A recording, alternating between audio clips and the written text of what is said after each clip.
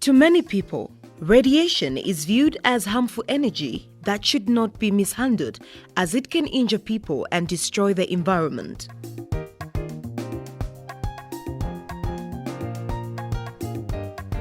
However, another school of thought regards radiation as a positive element used in various sectors.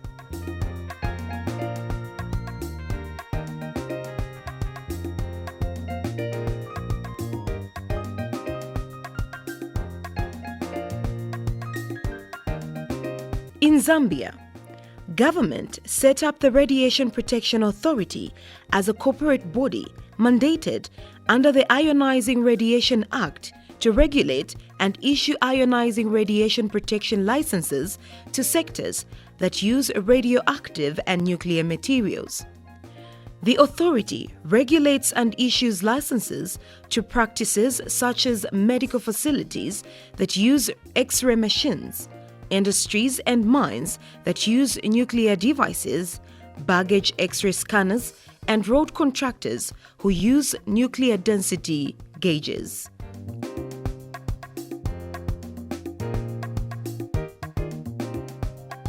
Exploration companies using radiation sources and other companies involved in uranium exploration are also regulated and licensed by the Radiation Protection Authority. The main reason for government to establish the Radiation Protection Authority was to protect the general public, workers, and the environment from harmful effects arising from the use of radioactive sources or devices that produce ionizing radiation. Human exposure to radiation has fatal consequences. When mishandled, radiation can damage a person's DNA and result in cancer. Despite the harmful effects arising from the use of radioactive sources, Zambia as a nation derives benefits from the application of nuclear science and technology through the use of radioactive and nuclear materials in sectors that include health, manufacturing, mining, agriculture, research and training, exploration, and road construction. Radiation Protection Authority is a statutory body established by the Ionizing Radiation Protection Act number 16 of 2005. Its main mandate is to regulate the use of ionizing radiation in Zambia. As a statutory body, we are under the Ministry of Health, and there is a board which has set up the Secretariat, where we operationalize the provisions of the Act.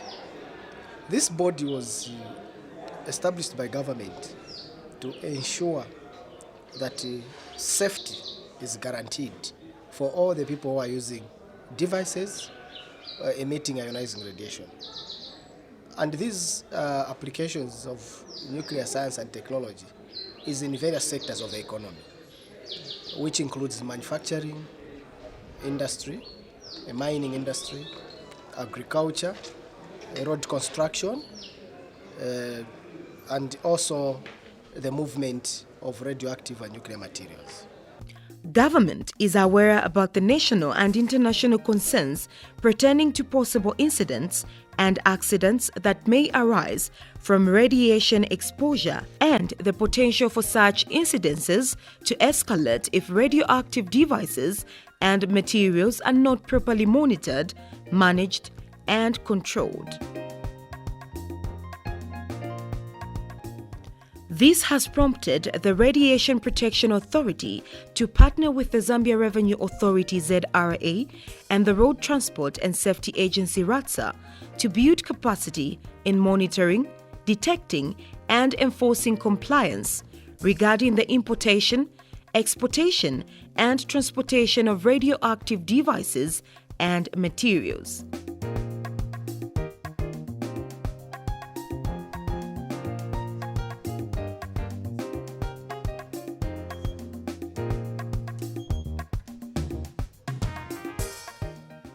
The three government institutions flagged off a memorandum of understanding at a ceremony held in the border town of Nakonde in Muchinga province.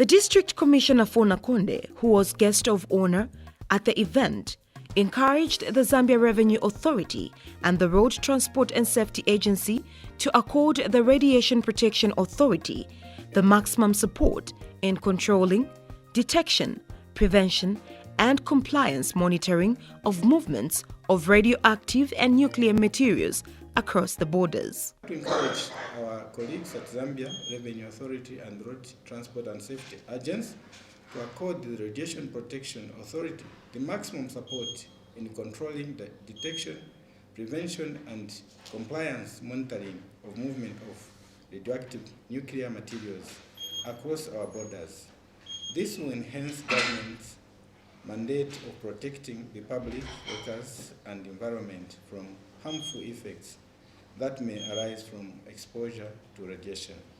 Ladies and gentlemen, I would like to commend the three institutions for the initiative to come up with the Memorandum of Understanding.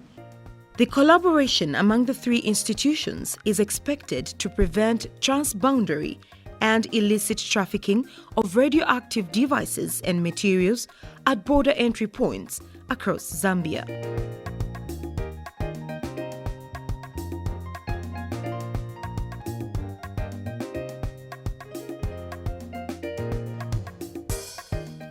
According to the Memorandum of Understanding, the Radiation Protection Authority will train and equip ZRA and RATSA officers with gadgets to detect and regulate ionizing radioactive materials being imported or exported out of the country. All this technology involving the use of nuclear science in Zambia is based on imported radioactive devices and materials. Zambia, being a land-linked country, is used to transit as a transit point for radioactive and nuclear materials. Furthermore, we are alive to the national and international concerns about possible incidences and accidents that may arise from radiation exposure, as well as the potential for such incidences to escalate if radioactive devices or materials are not properly monitored, managed, and or controlled. Distinguished guests, ladies and gentlemen, I would like to point out that due to the increase in the use of ionizing radiation in the country, it is one of government's top agenda items to enhance the capacity in monitoring, detecting, and enforcing compliance regarding the importation, the exportation, and the transportation of radioactive devices and materials.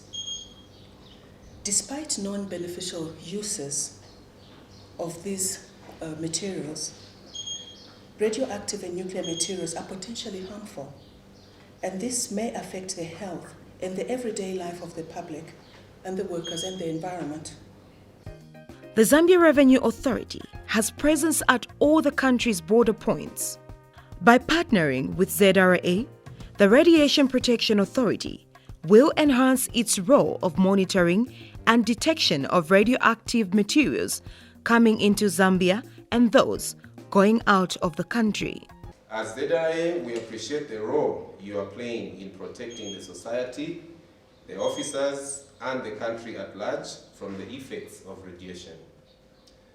And we therefore look forward to your continued support as regards the protection and upholding occupational health and safety measures at workplaces as we start operating the scanner.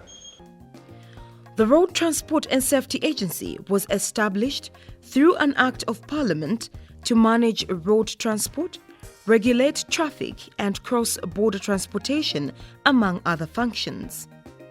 RATSA is thus well positioned to monitor, detect and enforce compliance regarding the transportation of radioactive devices in partnership with the Radiation Regulatory Board.